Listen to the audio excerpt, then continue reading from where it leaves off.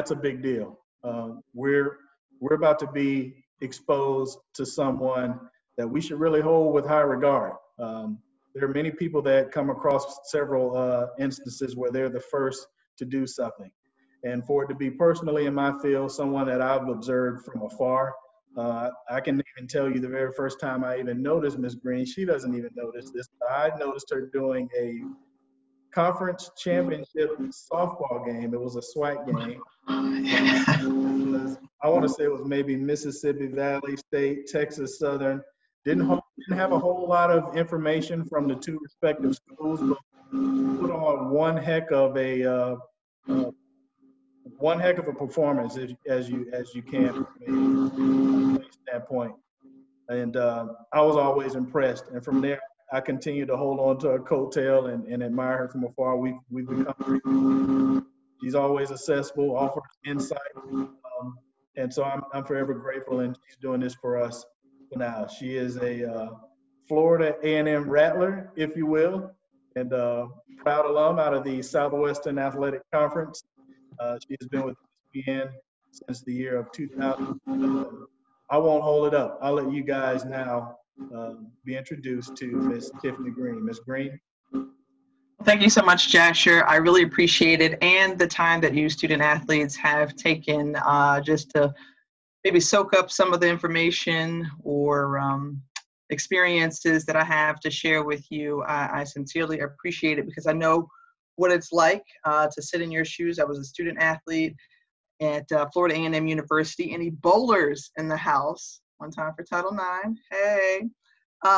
So my folks wouldn't allow me to play basketball while I was in college, so I elected to do something that I also enjoyed and felt pretty good at, which was bowling. But you know, Jasher mentioned the notion of, hey, like, what am I gonna do with my life, and how can I make the greatest impact?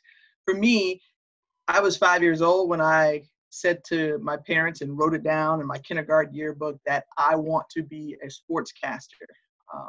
Sports has always just been an important piece of my life. It has taught me so very much, and I still use those tenets and principles that I learned from just being a part of a team in my everyday life, and it really extends to television, right? So yes, I'm in front of the camera, but I also have to rely on my teammates, the producer, the director, the camera operators, the graphics operator. There are just so many people that play a part.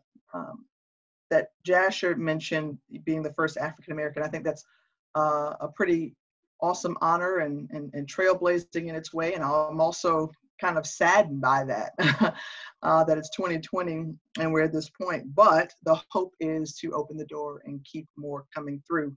I will not try to overwhelm you with me talking. I want this to be interactive so you can ask questions because I know that when you're sitting here and you've probably had a lot of Zoom calls with your family and friends, and now with your university, that it's a lot. And I know this time is a lot, but hopefully you're making the best use of it. So I'll kind of pick it up from where I was as a student athlete at Florida A&M to where I am now, and some of the valuable pieces of information that I was able to pick up on the way that helped me to live out my journey as it is now. So when I was a bowler at FAMU, but I also took the time to raise my hand and say, I want to be involved in anything and everything that I could be a part of, that I think that would help me get to where I wanted to be as a sportscaster. The ultimate goal was always to get to ESPN. And so I raised my hand and said, I want to be a part of the sports information department. I would love to be the PA announcer for volleyball and basketball games. I'd love to do play-by-play reporting, commentating for the softball games on our radio station, write for the newspaper. Literally any and everything that was available to me, I tried to take advantage of it so I could know what I liked and what I didn't necessarily care for. Internships, obviously, you all have been drilled with that, I'm sure, throughout your time about the importance of them and just how that can be a good sounding board for you to make those relationships and contacts with people and be in those spaces that you think that you want to be in. For me, one of the things that I think is so important is speaking whatever it is that you want into existence, right? Saying it aloud. When you hear yourself saying it, I'm a woman of faith, so I know that God is listening. If you choose another faith, or you just say the universe, take in what I'm saying to you, you can always see it conspire to work in your favor because you speak it into existence. But speaking it is one thing, also writing it down and charting a course. And that course can change over time, but map out where it is that you want to go. If you think that, for me, and I'll give, just kind of insight, I knew that if I was going to start in television, I didn't care if it was big or small. I knew that I needed to do a little bit of everything in terms of, I needed to know how to shoot and write and edit and direct and do anything that was related to journalism. So what I decided to do was get internships that forced me to kind of go outside of my comfort zone, in addition to nurturing those things that I really enjoy doing. And when I charted out that course and mapped it out, I said, okay, I'm going to give myself, 3 years at my first station. And then I'm going to move on, and hopefully I can get to, a top 50 market. And in that time, perhaps I can stay there for, 3 to 5 years, and maybe I can catapult myself to a national stage. Well, each stop doesn't necessarily take, or you don't stay there as the length of time that you may have desired, but as long as you stay on track, then that's fine. So for me, out of college, I got a part-time production assistant job in Tampa, which is my hometown. And I also was selling cars. That was also something I just really wanted to do as well. So that summer after I graduated, I was selling Hemis, and I was also floor directing the newscast that night. And I really appreciated that time, because while I was in that part-time production assistant role, I was saying, well, I don't mind going out on Friday nights and shooting some high school football, or let me take this press release off the fax machine, which I know is probably irrelevant these days, and check out a story and say, hey, I can go shoot this and write this story for you. I can edit it as well. You can use it for the newscast and have an anchor, voice it over, but I can also use it for my reel. So I just tried to find as many creative and innovative ways to make it work for them and for me. And that actually did work out in my favor. So 6 months after that part-time production assistant role, boom, landed my first job in Savannah, Georgia, as a one-man band, what they now call a multimedia journalist, which edits, shoots, and writes.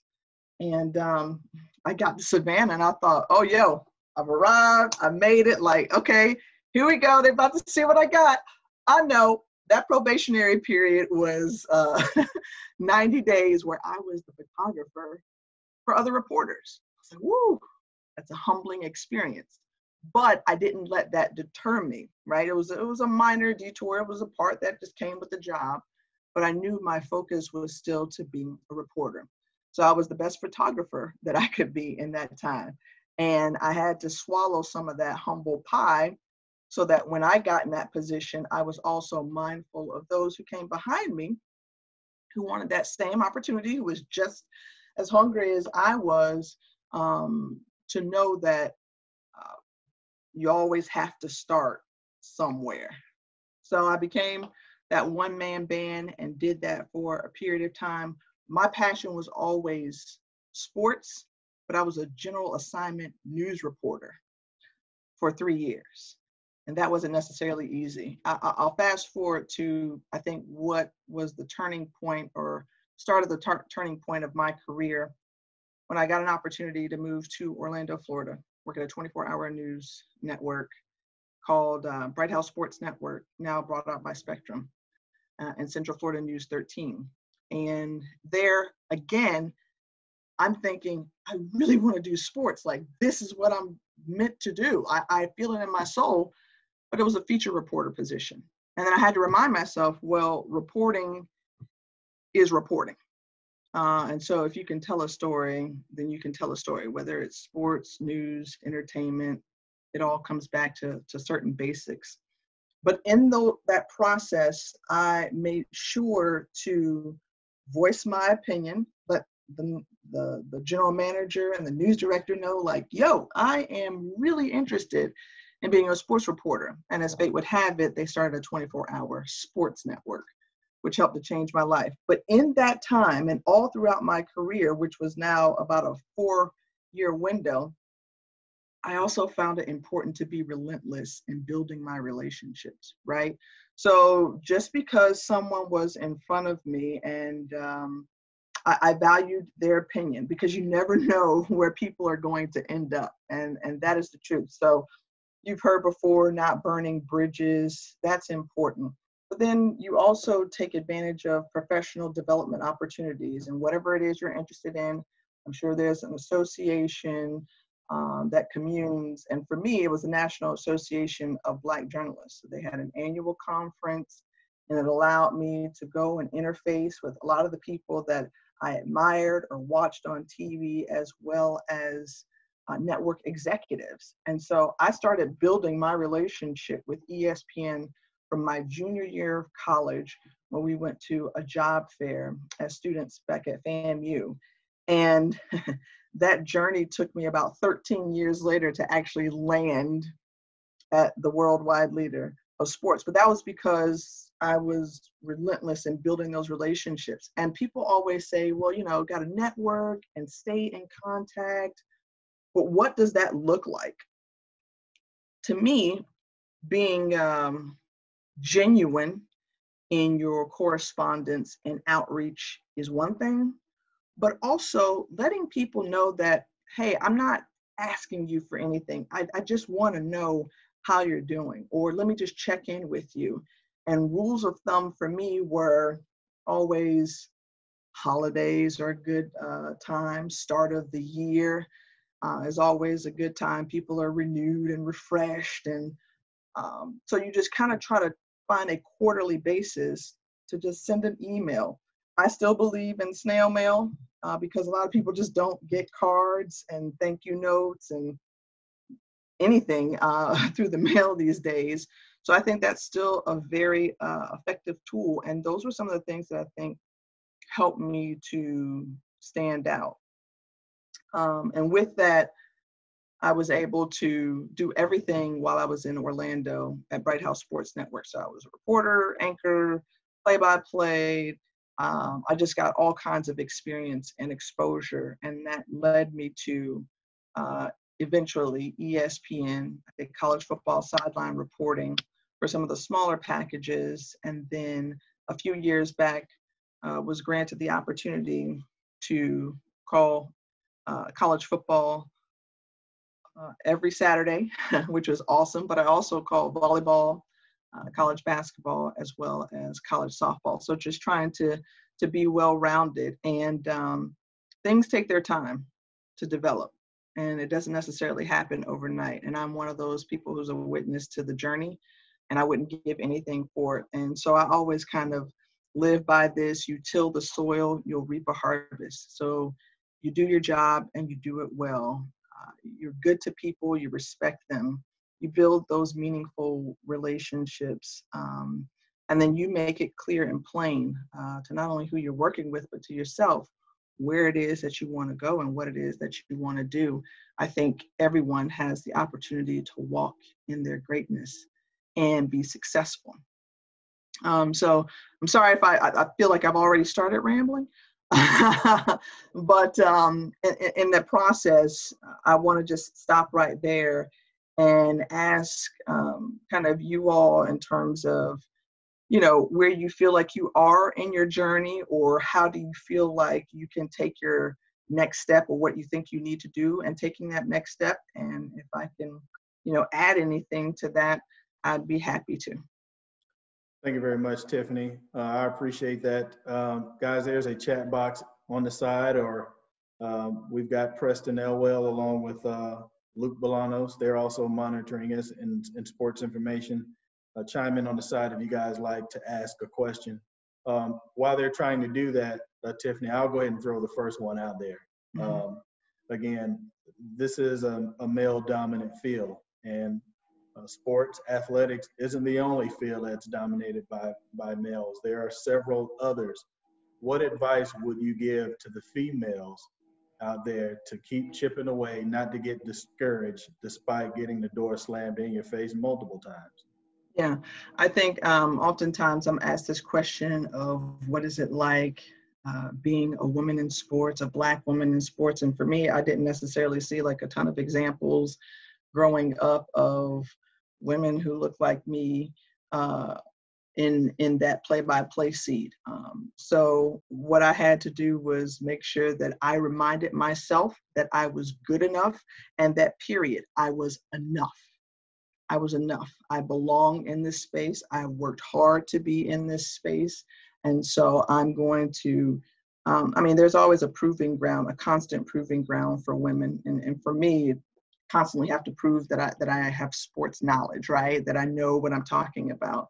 But you just have to remind yourself and tell yourself, and even if you don't believe it, you say it and look yourself in the mirror until you do, that I am enough. I am enough and I belong. And I think that's not just for women, but that's just for people of color. That's for anyone who feels like, they may be shortchanged, or some people may not have the same level of confidence or belief in their being there. And then two, you do your best to excel and be excellent in all that you do. And understand that I can't control you, the other person, but I can control what I do, and I can control my response. Because if you sit there and you are always thinking about what other people are thinking, you're going to drive yourself crazy. You'll never be able to satisfy everybody. And this business along the way has taught me to have very thick skin, right? So I know that some of my male counterparts don't necessarily get the same comments about their appearance. Oh, you look, camera really does add 10 pounds, boy, you're so much prettier in person. Or, if I were to wear my hair like this, there could be questions. I mean, all kinds of stuff comes your way, and you just have to let it, roll off you. Because if I sat there and worried about what everybody else says, I wouldn't get very far. I want to go ahead and go on record, guys. I've never said to Tiffany she looks better in person, so I want to make that clear. I'm not one of those individuals. Okay, we've known each other for a long time. I've never said it to her. I'll tell you guys, Tiffany, what we did a week ago, because we've got some shy people until we start to get warmed up. Mm-hmm. I've had people to just flat out call out folks. If you see some names on the screen that you think you want to call out to ask a question, I found that to be very effective. So have your way. Well, I'm going to give a shout out to, and this is no slight, but since I can see some faces of Mr. Carter, Mr. Carr, Sanders, and Ms. Rodriguez and Ms. Spikes, I'm actually gonna not ask the people that I see on camera, but I'll ask some of those who may just be listening in and, shy with their COVID appearance right now. So I would like to just see if Ms. Newsom or Ms. Eaton would have any questions. So that's,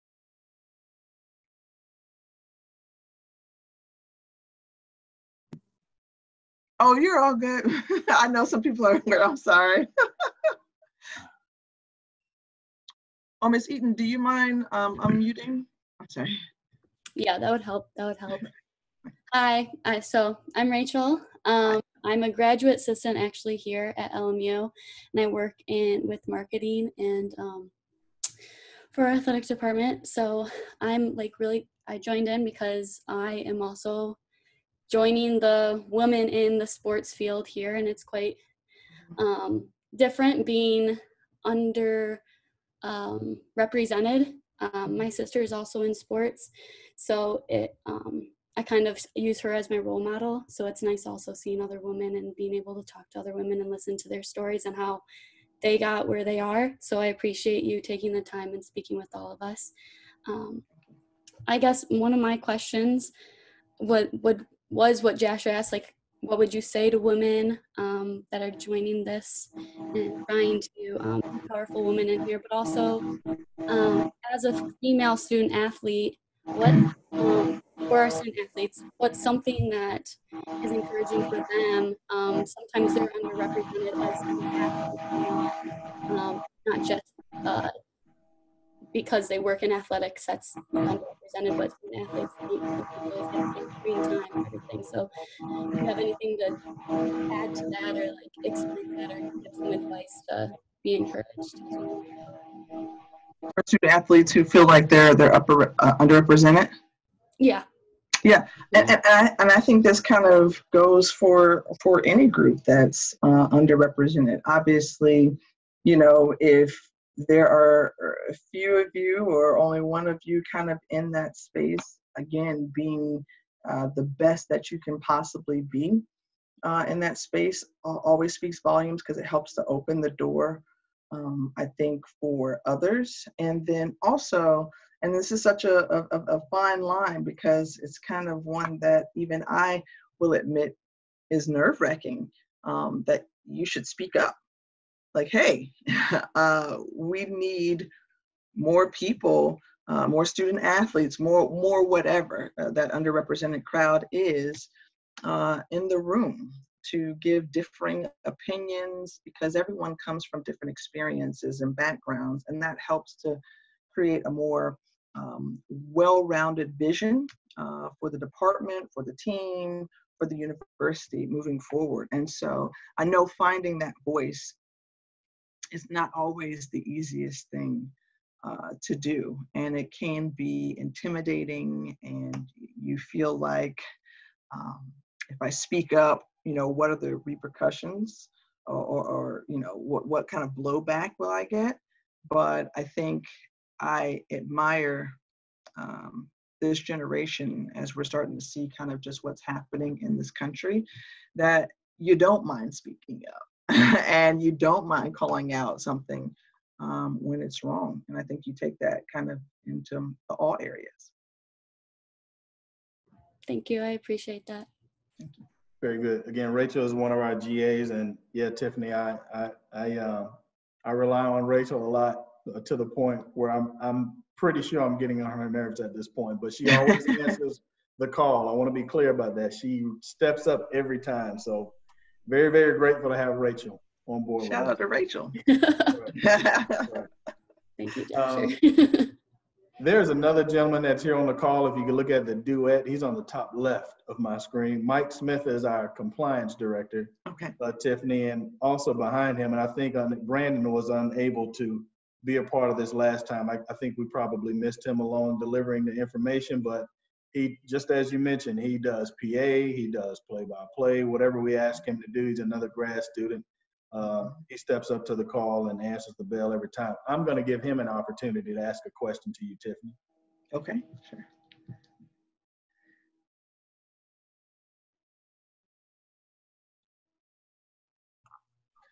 Hi, Ms. Greene. Hi. It was so very inspiring to hear your story because we actually draw a lot of parallels. I don't think I've heard anyone say before, other than myself, that they had an aspiration to be a play-by-play broadcaster from a young age. And that's exactly how it was for me. I can remember as an 8-year-old child watching a basketball game on television and muting the actual feed and doing a mock broadcast myself. And so it's always been something that I've loved to do. And as you mentioned, once I got into the collegiate level, I realized that it's so much more than just showing up to an event and doing play-by-play. You need to master the whole field of media communications from a direction standpoint, from a camera operation standpoint, and floor directing, whatever it may be. But but it was, I just very much enjoyed hearing your story. And one of the things that you mentioned was having that self-confidence, and making sure that's always there in the back of your mind. And that's something that at first I believe that I struggled with, but over time I feel that the department has increased for me. At what point when you were undertaking this career did you feel that, and did you, I think, come up with that mindset that that's the mentality that you had to have? Yeah. Well, first of all, I hear the voice, I hear the command and control. So yeah, I like that. That was, I was like, keep talking, man, keep talking. Thank you very much. I appreciate it. But my professors told me that, you just had to have thick skin, but you don't really know what that's like, right? You can have the classes and you talk about, oh yeah, my professor, oh, he's just being this or he's just being that. But it was all kind of a training to just develop these layers of thick skin when someone doesn't like your work, when someone doesn't agree with the way that you shot something or said something or the way that you look, because it is such a subjective type of field. But I think what's important, and it goes across all industries with developing that thick skin, sometimes you have to get cut, right? You got to feel the pain and a little hurt before you can heal, to get better, to get stronger. And so I think the earlier part of my career, I got cut up a lot. People always had something to say. And so then it made me go back and question, like, well, did I do that right? Or was I, am I doing what I was taught? Or, whatever that was. And then people like to say one day. I didn't have that one day experience. It was just, over about a year or two's time where I just stopped and said, okay, I'm getting opportunities. People see value in what I do. I see value in what I do. And I can't let outside forces dictate what my success is going to be like. Like nowadays, everybody has something to say on social media about whatever. It's always in open form, but what do? You filter that information, right? You filter that to say, okay, well, what they're saying just doesn't affect me the same way because maybe they don't have the same value in my life. So I don't take in everything that's being said. And then also finding family members, mentors, just advocates for you that help reassure you that, again, that you can do it. So I'm an affirmations person. So, I literally was that gal who sat in the mirror or in the car, and I would just yell stuff to myself. I can do this. I'm good enough. Listen to what I have to say. Like literally, I was that person. I still am to that point because you have to work to get to a point where you just know who you are. And for me, my faith helps to reaffirm me and plant me as well to know whose I am. So, it's been a work in progress. I will not come before you and let you know that I had it all together, and I'm still getting it together. And that's okay. I think sometimes people make you feel like, or when you look at people on the outside and you think, oh man, they got this together and they got it right. We all have our issues. We all have our shortcomings, but as long as we work to do the best that we can to improve ourselves, and really have some introspection or self-reflection of what we can do to get better. We work on those little bits at the time. Like when you're doing play-by-play, right? You're not trying to get every aspect or element right all at the same time. You say, okay, today I'm going to work on making sure I ask better questions to my analysts to have more of an interaction, or, you know, just trying to use a different word other than great, you know, pulling out my thesaurus. Not every play is great, and it was great, you know, how can I diversify my vocabulary? So there's always something that you're trying to pinpoint and focus, and I think that as people, we have to just find one thing at a time and work on one thing at a time to help improve ourselves. Thank you very much. I know you mentioned Sydney Newsom's name. Sydney is a women's basketball player. I like to pick on her a lot too, so let me continue that trend. Sydney, you got something Did for you got us? some handles, or you know, you got the J? What's up? I'm more of like a shooter, I guess. Okay, okay. Sharp shooter. I guess my question is just like a simple question, but what is one of your most memorable broadcasts or something in the field that you would say to interest someone to like bring? Do you know what I'm trying to say? That would bring them in. Yeah, kinda. Let me think. I've had some really awesome moments. I think the way life plays out sometimes, you think, man, that's so not fair. So I was covering Texas A&M and the Florida Gators in the super regional round of the NCAA tournament for softball. And Texas A&M clearly should have won that series. You win this game, you punch your ticket, you're one of 8 teams to go on to Oklahoma City for the Women's College World Series. So Texas A&M has this great opportunity. Now we get to game 3, because they should have won 1, they gave up 1, and then they won the next one.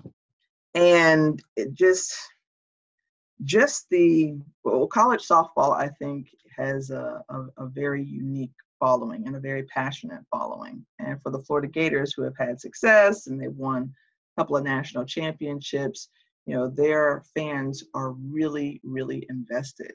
And it was like late inning,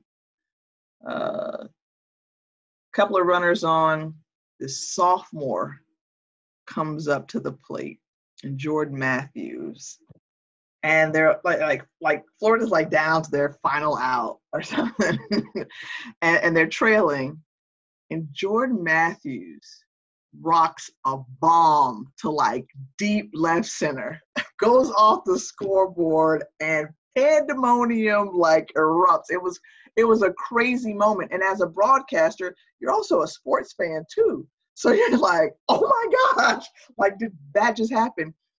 What made it hurt a little bit was that my broadcast partner was a former Aggie great.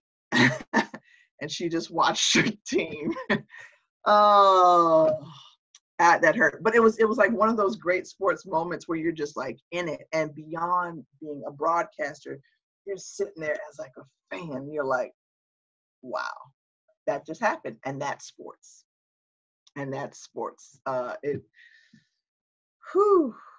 It was one of those moments where I felt like this adrenaline pumping, and I hope it came through in my call and within the broadcast, but I also just felt like this gut punch for Texas A&M. I was like, woo!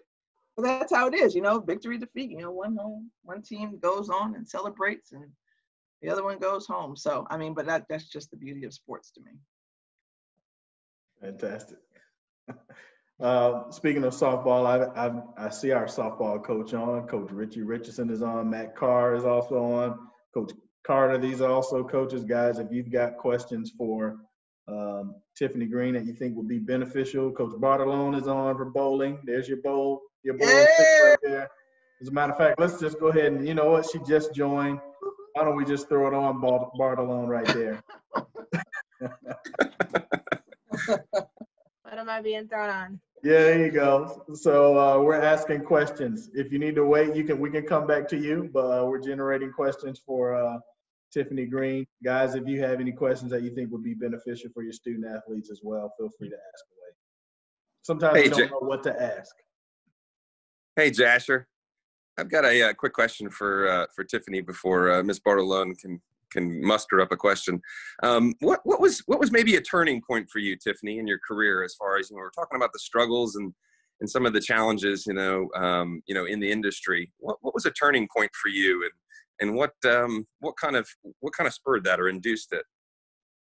Yeah, I think I had long been trying to make a name for myself and just emailing people, reaching out, meeting as many folks, executives and such that I could. And when I was in Orlando, I had the opportunity to do some work at the Disney, or now it's the ESPN Wide World of Sports. And I think that kind of started to catch the eye of some of the folks in Bristol. But to me, the biggest turning point was, I mentioned the NABJ conference or NABJ and what it's meant to me. It's been a lifesaver. And so I attended an annual conference, and I sat down, and you go around the booths at the job fair and you're just showing your work to people. And I met an executive who's now a former executive at Fox Sports. And he said, "Oh, wow, let me see your stuff. Play-by-play? I mean, you just don't see, women in that space typically, and especially Black women." So he said, "Okay, well, let me look at your stuff, and I'll get back to you." And so maybe a day later, we saw each other again at the conference, and he said, "Hey, I'd like to talk with you further. Let's connect after this is all over."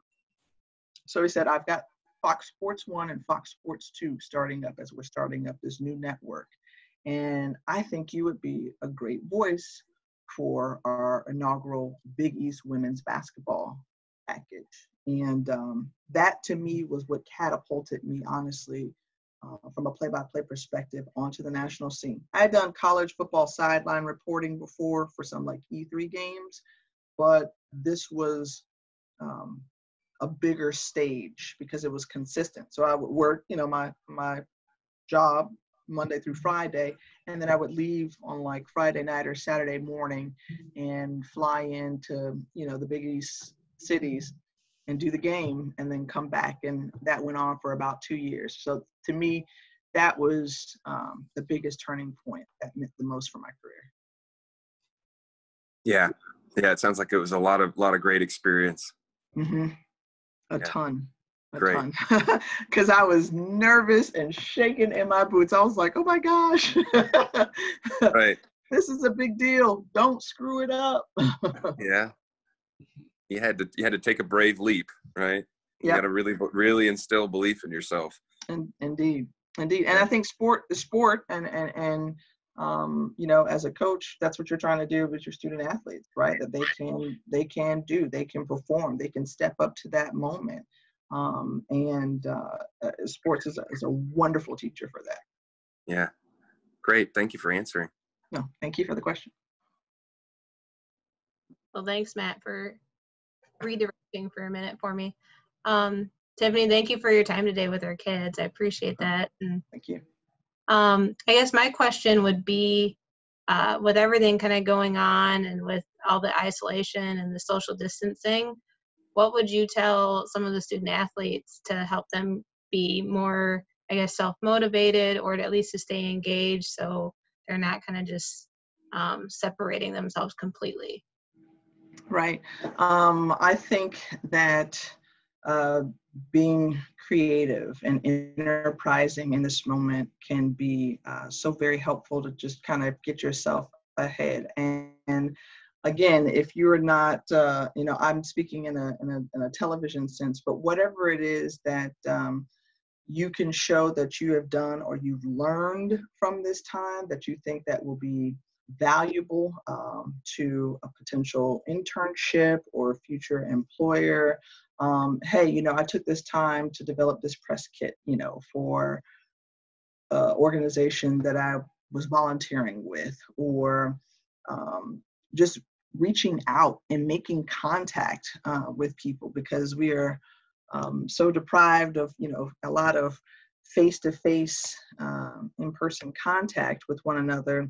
So utilizing this time too to kind of like, I used to literally, and I don't want to make it sound stalkerish, but like I would go online and I would look at cities where I would love to move to or work in.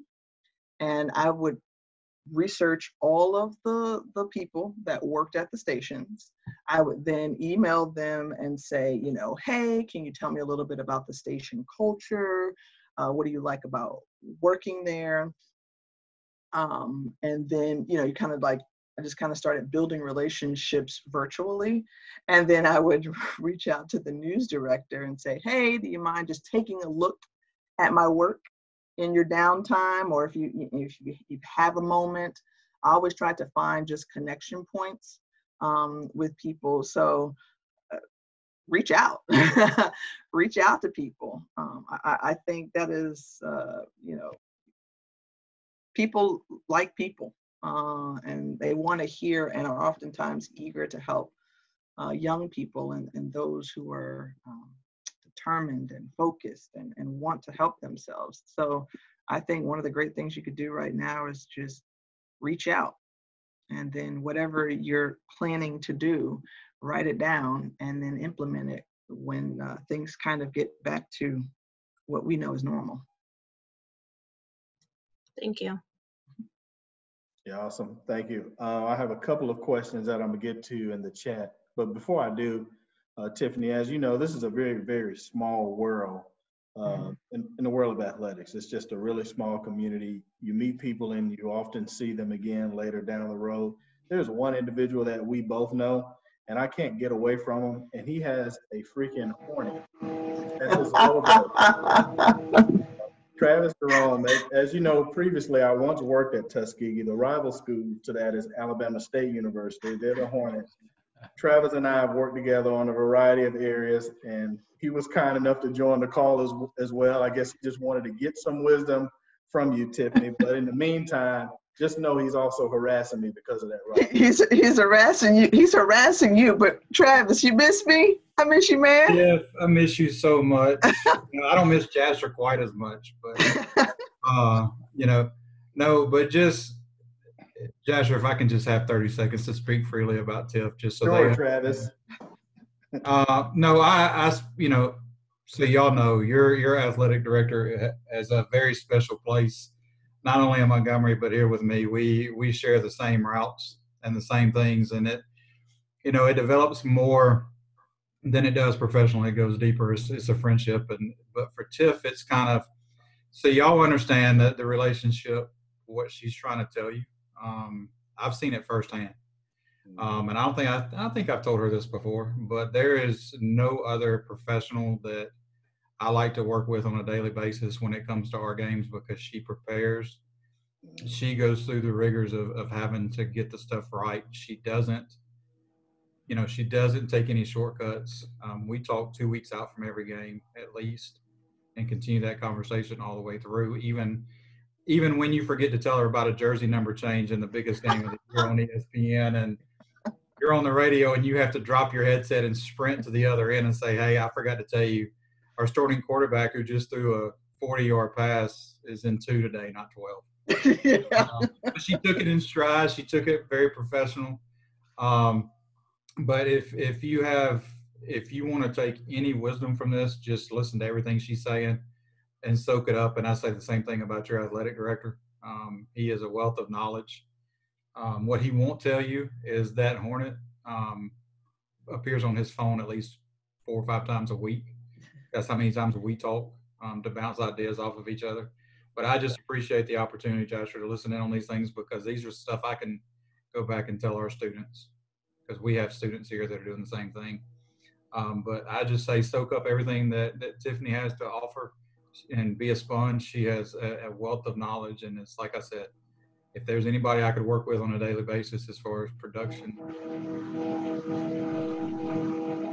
I appreciate that, Travis. I sincerely do, and I hope I'll get to see you this season. I'm sure we'll work something out. Thank you, Travis. I appreciate those kind words. And guys, students, that this is another individual. utilize him, take advantage of him. He's always accessible. You can find his email on Alabama State University's website. He's always open to take your calls if you've got questions. He'll always make time for you. I won't tell you his age, but he's been around for a very long time, so he's extremely knowledgeable. All right. Thank you, guys. Appreciate that, Travis. Got a question from Logan. He says, Logan says, in the last 10 years, has there been a moment in your life, Tiffany, where you've just realized, wow, this moment absolutely is bad? And what mindset did you have to help get out of that moment or time or phase in your life? In the last 10 years.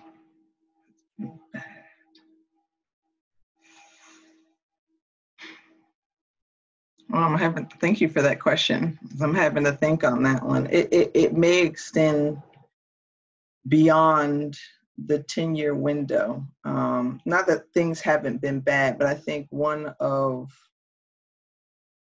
the hardest points for me in my career was very early on when I was in Savannah, Georgia, and I had made a mistake and on air in my reporting. And the one of the people in the story called and said, hey, you didn't get something right, that's inaccurate.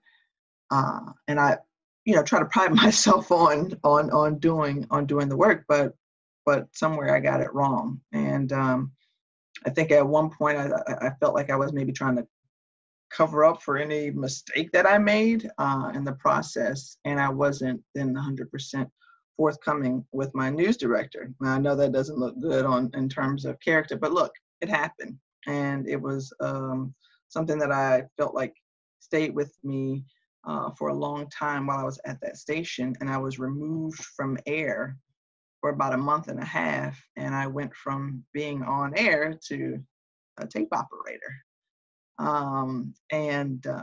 That was one of those low points because I had to search myself, right? I wasn't necessarily, proud of the decision that I made because as a journalist, you have ethics, and I violated those, and I misrepresented someone, and that stung to the core. It stung to the core because I'd like to believe that I do work to get it right, and but also I put myself in, that person's shoes, and I would understand that they would feel that way. So it was probably the lowest point I feel like in my career. Now I'm not happy that it happened, but thankful in a sense that it happened early, so I could learn that lesson to never do that again.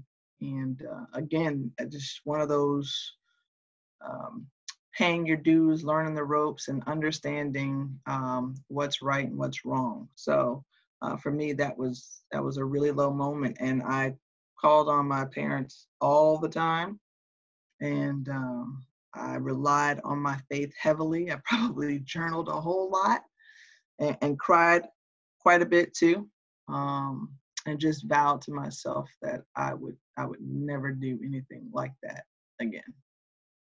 Young and dumb mistake, but those things can come back to haunt you because all you have in this business is your reputation, right? And you never want to ugly that up. I appreciate you sharing that moment, and that's a great question, Logan. Thank you Yeah, for sharing that with us, Tiffany. And I'm glad my daughter also heard that as well, because we all make mistakes, right? It's just how you redeem yourself. Sam entered the chat, and Sam Peters has a question. Sam, it's all you. Okay, so my question is, as a young and upcoming reporter, how did you draw inspiration from people like Doris Burke, who's now she's at the highest level, or Pam Oliver, who was a minority and almost two ways able to be a sideline reporter in the NFL? How did you draw inspiration from them? And how does it feel for you to now be closer to their level? Yeah. Well, for me, I know Pam Oliver was someone that I always aspired to be like, because She graduated from Florida. Well, she attended Florida A&M University, and I got a chance to meet her while I was in college, and I was just like, oh. Robin Roberts has that same effect on me, if not greater. In fact, she called me Waterfalls the one time I met her because I could barely talk, and I could only cry when I was in her presence.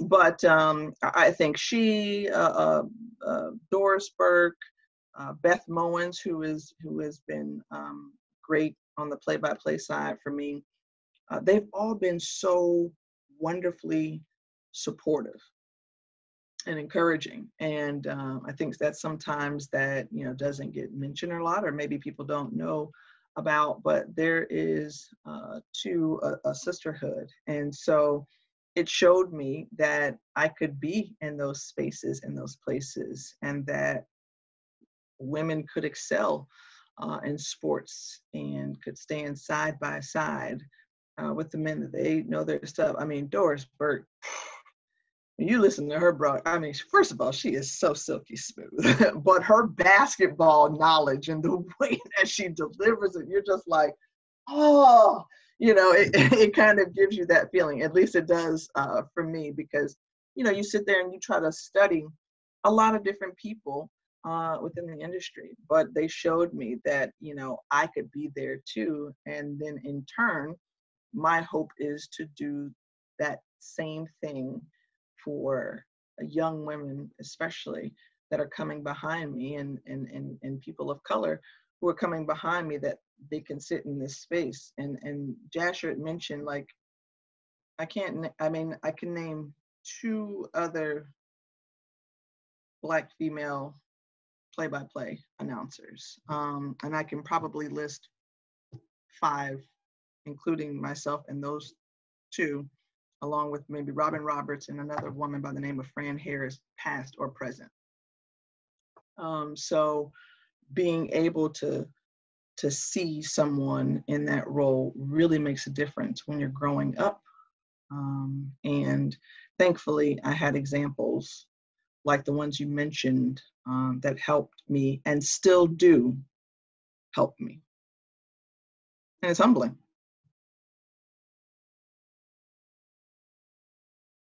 Thank you for that. Guys, do we have any more questions for Ms. Tiffany Greene? I feel like I'm moderating a post-game press conference right now.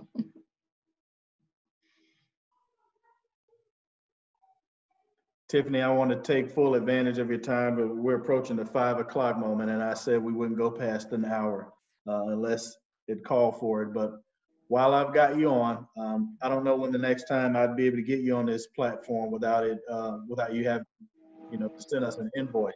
So I want to fully take advantage of what I got here, and I don't think we would do our student athletes justice if we didn't at least touch on this topic. We're dealing with extreme circumstances right now as it relates to race. A couple of weeks ago, we had John Grant on the Celebration Bowl. I nicknamed him John Luther Grant. He always seems to say the right words, and he said something that was pretty profound, and that I'm going to paraphrase the statement, but he said something along the lines of, "You only know what you know," and and that really does stand out, considering where we are right now, not just in America but internationally, as we deal with these circumstances as it relates to race. We have a very good background here, multi-cultures. At this university, at Lincoln Memorial University. I'm thrilled to be here. Every encounter I've had has been positive. But I'm babbling here, but I want to leave you with parting words before we decide to disband here. And what can you add to us to educate us, make for a better individual, not just individuals, but one cohesive unit as a department, teammates, co-workers, you name it, community. What do you have for us?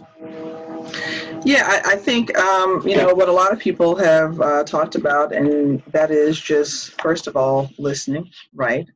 Because someone has a perspective and a set of experiences that you may not have experienced. So in order for us to grow and move forward, I think listening is one. Two, love, right? Love conquers hate. And I truly believe that. And so if we approach each other in love and in respect, we can go forward. And in that, you know, in love, you can have tough, direct, yet meaningful conversations. And doing that with, you know, people that don't look like you, help you to better empathize with, you know, some of their experiences or perspective.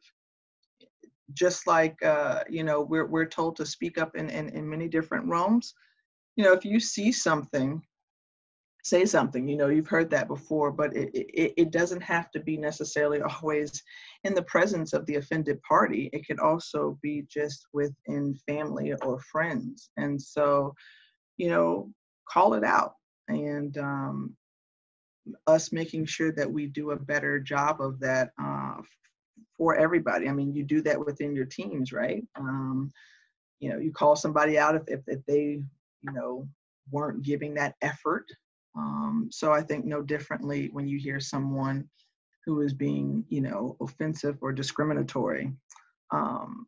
Also understanding that you have to create a safe space for all of those things, so that those ideas you put forth are again nurtured and received in love. And then, like you mentioned, the diversity there. I mean, I think representation too is wildly critical, because I think diversity isn't just enough, right? To say, oh, you know, I have this person, but also, you know, those diverse voices being in decision-making positions can also, I think, be something that's effective as well. So I know I'm kind of speaking to, you know, something that's, you know, probably broader, whether it be within your team or your university or your department, but I think those are steps that we can take to help move us as America to move forward. And I think it's going to take time, but those are just some things from my perspective that, you know, we can do to help move the needle a little bit closer to love. Brilliant. Brilliant, you said. Tiffany, again, so grateful. Thank you for setting aside time to talk with us. We can't wait to see your face again on TV.